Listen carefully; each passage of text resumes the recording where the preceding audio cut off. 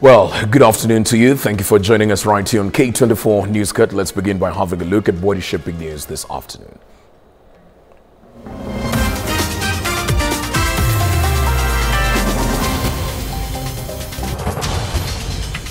Team Kenya hoye. Tuwapige makofi.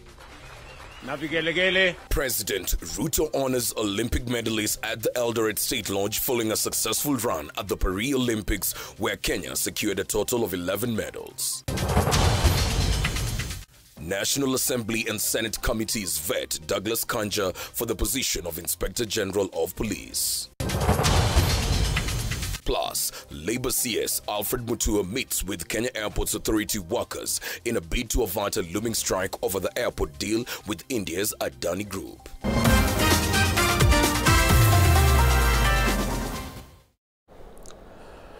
K24 News Cut begins right now. I'm Alan Owino. Our sign language interpreter for this session is Evelyn Wangoi. Now, President William Ruto has this morning hosted a grand reception for the Kenyan Olympic team in Eldoret. The team, which returned on Tuesday, earned 11 medals, of which 4 are gold, 2 silver and 5 bronze, placing them at 17th position overall.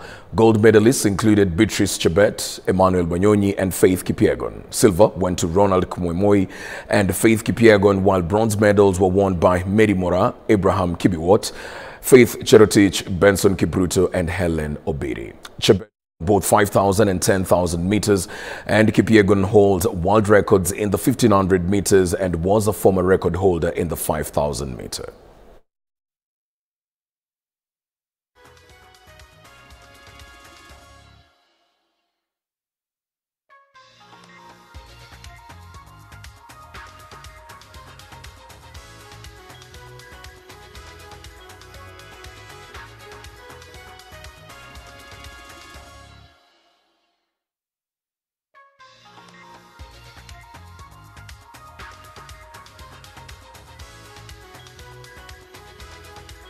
When I commissioned this team a few weeks ago, Team Kenya, to go and represent our country at the Paris 2024 Summer Olympics, I reminded you that you were both our best and the world's finest athletes. Today, I am extremely happy, delighted to welcome you back from your successful mission in Paris. You undertook the calling and understood the burden of shouldering our collective aspirations and dreams as a nation on the global stage. And I say, you did not disappoint. These heroes and heroines have done our country proud. And the Olympics is always a unifying moment for the people of Kenya. As Kenyans watch the TVs and the national anthem is sung, there's a lot of nationalism and patriotism, and we really want to thank our athletes for the dignity they have accorded this great country. I want to encourage you to continue carrying the name of our country high. It's only probably these officials can engineer the rules, because the people of Kenya are normally very patient. The people of Kenya would like us to go straight to the finals and get the medals. This is a very difficult task. To be a sports person, we only see the 3 minutes that Faith runs, but we do not see what happens behind the scenes. There is a lot of hard work, waking up in the morning, beating your body, denying yourself food, denying yourself pleasure, denying yourself your family. If you go to training camps, these athletes are sleeping on a very small bed, you know, just like in a dormitory in a school.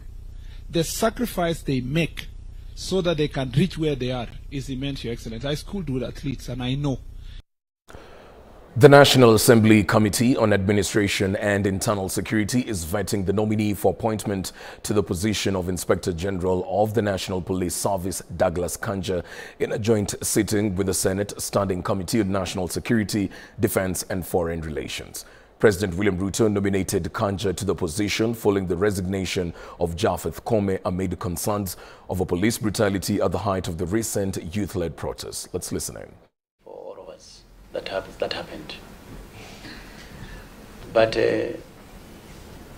I'm also happy and happy to note that the head of state, our president, went ahead and appointed a task force that was supposed to look at all those issues so that we put a stop on this kind of happenings.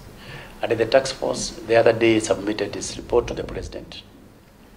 And that report is being worked on, whereby there were a number of recommendations, including having a commission that can be able to, a religious affairs commission, a formulation of policies that can be able to, to regulate. Now, the National Police Service will also come in and work with everybody, including such commissions, so that anything near Chakahora will never happen again. Thank you, Chair. Okay. There was also another question from Senator. Huh? There was also another question from Senator Leku. Oh, Sekis, okay. That was Just about 1 minute only. I'm going to spend Kindly. even less than a minute. Disconnect between the DCI, KPS, and the APS. Let me say this. First of all, as far as I'm concerned, there is no disconnect. The services have actually been working very well. And we are going to continue to enhance that. There could be some few structural, challenges here and there, but we will continue working to, bringing the services closer, because each service is supposed to support the other service. That is how we are supposed, all of us, to work. And in fact, we have been working in that direction. And I believe if approved and appointed IG, I will enhance that direction. Thank you, Chair. Thank you. Okay, Mburu. Chair, before you move to Mburu, my questions on understaffing in nasal areas and border areas has not been answered, and also issue of human trafficking along those particular borders. The Kenya Aviation Workers Union is considering ending its strike notice following a scheduled meeting with the new Cabinet Secretary for Transport, Davis Chirichir, next Tuesday. KAU Secretary General Mos Ndiema stated that representatives will consult with other workers before deciding whether to uphold or withdraw the strike notice against Kenya Airports Authority and Kenya Airways Management. Labour CS Alfred Mutua has urged the union to allow the new CS time to address their concerns. The potential strike stems from disputes over a government plan to partner with the private firm for airport operations and expansion.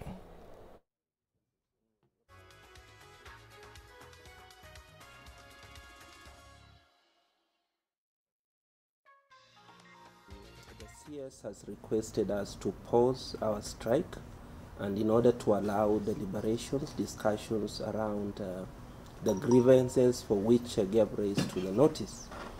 And in principle, we are willing to consider that, except that as a union, we will have to consult our members, because the decision to go on strike was made through a members' resolution. So we are willing to go and convene a meeting urgently and then get directions from our members. But in principle, we are willing to give the issue a chance someday. To give a dialogue a chance. It's a problem of management at both KAA and KQ. We have some roguish elements within management. We are asking the government to address. Tumekubaliana ya kwamba ni vizuri waziri huyu mpya ambaye ameingia ofisi jana, hata bado hajaangalia hizo files, hajaangalia hayo matatizo, hajui mikakati imeanzia wapi inaenda wapi. Tumpe nafasi aweze kusoma na kuelewa, ndio wakutane na yeye waweze kumuelezea as part of his induction into the ministry, alafu waweze kuamua, badala ya kwenda kwa mgomo na waziri mpya hajui hata kile ambacho kinaendelea. Na kwa sababu wamesema ni watu ambao wanaelewa, tukakubaliana ya kwamba wataenda waongee na watu wao, wasikizane kuhusu mpango ambao tumewapatia. Wakikubali, waachane na mambo ya mgomo, kwanza wasikize, alafu ikiwa wasikizani, wanaweza rudisha mgomo wakati wote, ni haki yao.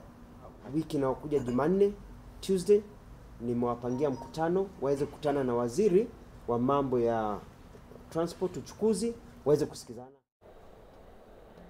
Elsewhere, Wiper leader Kalonzo Musyoka has continued to slam the government over the brutality meted on peaceful protesters during the youth-led demonstrations against the Kenya Kwanza government. Kalonzo raised concerns over the whereabouts of protesters who are still missing. He, however, called on the government to engage the youth more as they play a critical role in charting the country's future, noting that youth participation must be meaningful and impactful in shaping our democratic practice in this country. So the Oslo Center and Norway in particular have been wonderful partners in the journey that we as Africa and more particularly as Kenya have undertaken in our democratic transformation. So it's so good to see you again in Nairobi. I have a problem with pronouncing Norwegian names. Because they're not easy, including that of Finn, the executive chair of the Oslo Center. I also want to recognize my fellow panelists here, Governors Timami of Lamu and Sakaja of Nairobi, and our sister Dr. Asha, who has been so elaborate in identifying the role of the youth. Allow me then to extend my greetings to all of you, Excellencies, as well as the Secretary General of Muslim World League, who may not be here. He's been very kind to also co-sponsor this event. Distinguished visitors, fellow leaders and elders and our youth present today at this place, which is also very significant, the only UN headquarters in the whole of the third world. Whenever I come to Gigiri, I remember the long journey of how the late Secretary General Kofi Annan had to go out of his way to make Nairobi a UN headquarters at the same level as New York and Austria and Geneva, then Nairobi. So it's wonderful to be back at UN headquarters in Gigiri. It's also both an honor and a joy to be here today to formally start this important conference, which is being co-hosted, as I said, by the Oslo Center and the Muslim World League. I want to express my heartfelt appreciation to the Secretary General, the Executive Chairman of Oslo Center, and the Country Director of Oslo Center. The Independent Electoral and Boundaries Commission is considering moving a motion in Parliament targeting political parties submitting the names of candidates for various elective seats to ensure the list submitted to IBC begins with female candidates instead of male candidates, as has been the norm. IBC CEO Marjan Hussain said this is intended to boost young women's participation in elections and improve their numbers in elective positions. Speaking in Machakos at the official opening of the Forum for African Women Educationist Engagement with young women leaders and aspirants, Marjan also highlighted several measures implemented by the polls body to promote women in leadership roles, including halving the nomination fees for female candidates and rejecting party nomination lists that do not comply with the two-thirds gender principle. We have a gender inclusive policy, which not only mainstream inclusion of women in the operations of the Commission, but also when it comes to participation of women in elections. We have tried to give concessions. For example, we have given, we have reduced the fees to half for women to encourage them to participate. We have been able to come up with groups like Women Coordination Committee to encourage other women and to be able to train other women. We've been able to train women groups to be able to train others.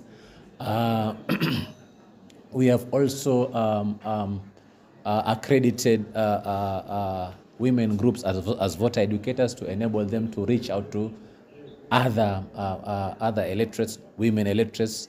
We have also been able to work with the youth in universities and colleges. Member of Parliament Geoffrey Ruku has urged the President to crack the whip on government leaders he accuses of orchestrating divisions along tribal lines. Speaking in Mbere, Ruku decried that the Kenya Kwanza government had lost 30% of cabinet slots to the opposition due to infighting within the presidency and the ruling party. He called upon leaders from all regions to speak in one voice for the development of the nation.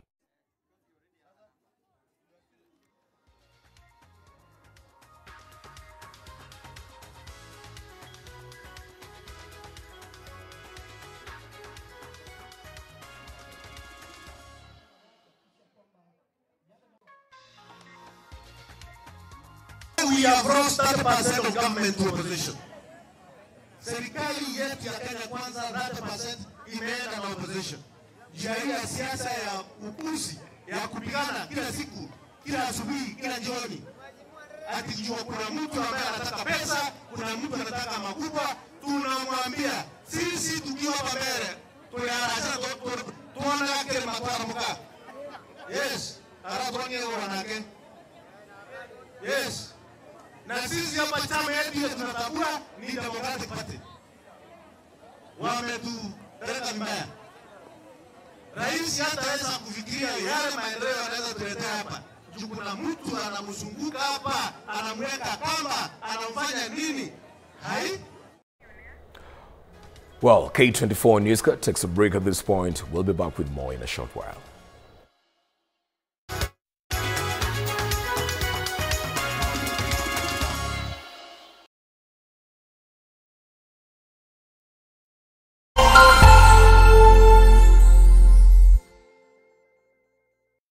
Have you watched K24?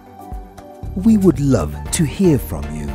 Send us your feedback on what you like and what you don't like and